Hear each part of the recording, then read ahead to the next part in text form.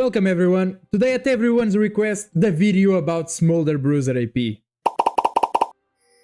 Okay, it was just one person saying that it would be a good idea, but now back to the topic. I've been using the Smolder AP BRUISER build in the mid lane. It consists of either using Comet or Fleet Footwork. From my experience playing the champion, I would say that both rune pages are viable.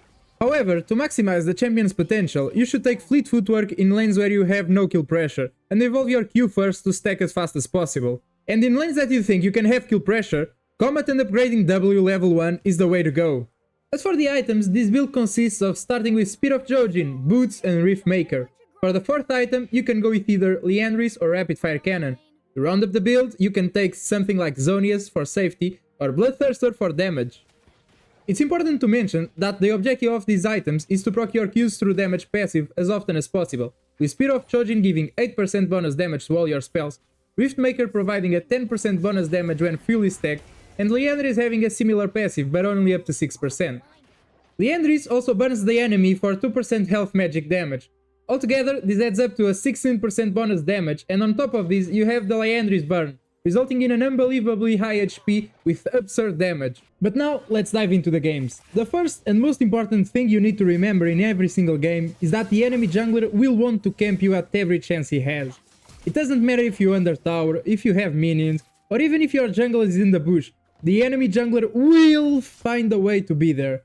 If it isn't the jungler, the support will appear there. Because of this, I dropped teleport and started using Ghost to better dodge ganks. Another adaptation that might help you is to start using Swifties instead of other boots. If you want to know more about this, check out this shorts video I made about this topic. But now, let's go for a deeper dive into some of the games I had with the build. In this first game, I laned against Akali, and as you can see, I got ganked super early in the game, which made things a little weird.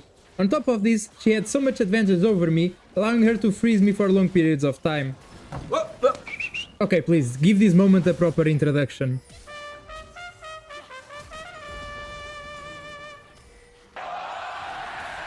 But back to what I was saying, due to the early game gank, I lost a lot of minions as I was frozen by the enemy Akali. Despite facing this issue, I still managed to find some kills and kept stacking towards the late game fights where I was able to shine. I was even able to predict where the enemy was basing, and that secured me a double kill. And at this point the enemy team takes the Baron, to which our reaction was to take the Drake. The enemy team's response was to come and fight us for the objective, but they arrived too late, so I managed to hide my ultimate in the fog of the pit, hitting almost the entire enemy team and securing us an almost perfect fight, resulting in a 5-for-1 and causing the whole enemy team to lose the Baron buff. Important to mention that with this build, your ult will deal a lot more damage because of the 100% AP scale. And another super important aspect of this build is that you can be much more proactive, facing the enemy, poking them and managing to get away with it. In this game, thanks to this build and the assistance of my support Janna, I survived in some super weird situations against some of the strongest assassins in the game, Akali and Kayn. This would be completely impossible with the Navori Quickblade's crit build. So because of this, if you want to play Smolder against assassins, I think this is the best build to go for. Just like this, with the help of my Zonias, I got chased by the enemy team, causing them to waste a lot of cooldowns such as Akali's, Sivir's and Kayn's ult, along with Akali's flash. After that, I quickly used my flash and Zonias and hoped for the best. In this manner, my team cleared the entire enemy team, securing my first win with this build. I managed to be the top damage dealer, dealing a massive 56k damage.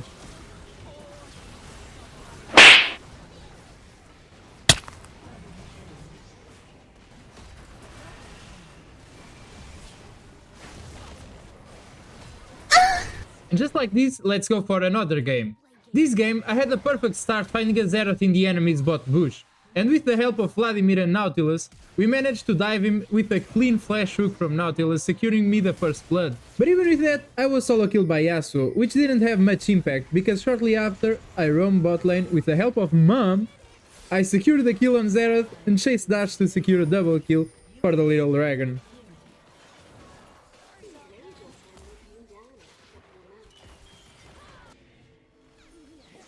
It was at this moment that he knew. He fucked up.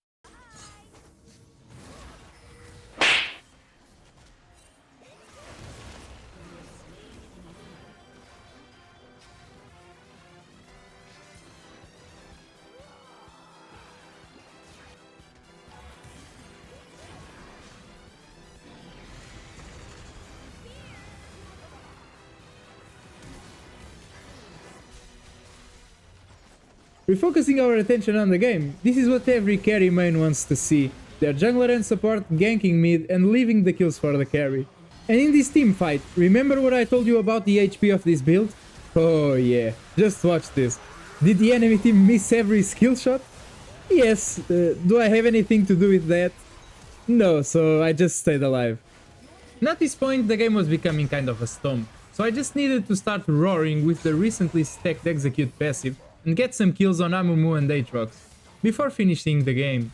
But yes, before that, there is always time to troll a bit.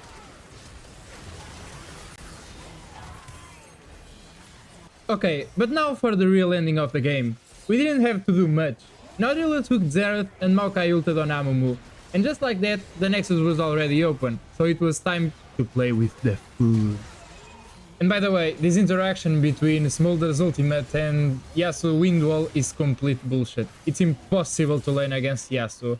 If you see Yasuo, don't pick Smolder, do a favor to yourself. And if you wanted to see the damage graphs, here they are. Once again, I managed to be top damage dealer. If you still haven't tried this build, I really recommend it. Before going into the next match, if you're enjoying the video, please leave a like and subscribe, because these videos take me a lot of time to record, from the games to the editing. And if you want to see any other weird build like the Grasspazir or any other thing, just tell me in the comments and I will do it. But now for the last game of this video, as you're already seeing, if I don't die early, it's not me. And also like in other games, I started taking a kill here and there, such as on this spike, then I dive Karma for a shutdown, and another kill on Ezreal. At this point, I'm super strong in the game.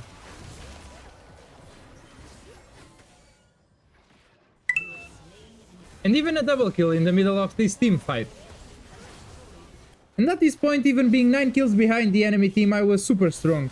I was stacking slowly but surely to hit the 225 stacks mark, and with all the random skirmishes around the map, I kept getting stronger and stronger, starting to turn the game around. And when I finally reached the 225 stacks mark, boy oh boy, if the champion was dealing damage. And the execute passive, oh, it's music to my ears. And since I was so strong, it was time for what? Yes, to go for the troll moment of the game, where my team gets aced.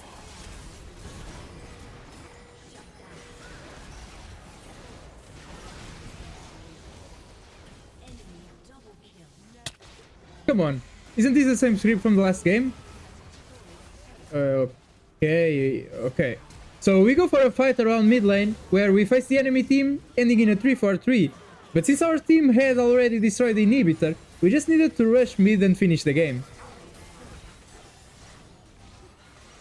And so I will use the remaining time to show you the damage graphs, and once again ask you to like and subscribe so you don't miss more content like this.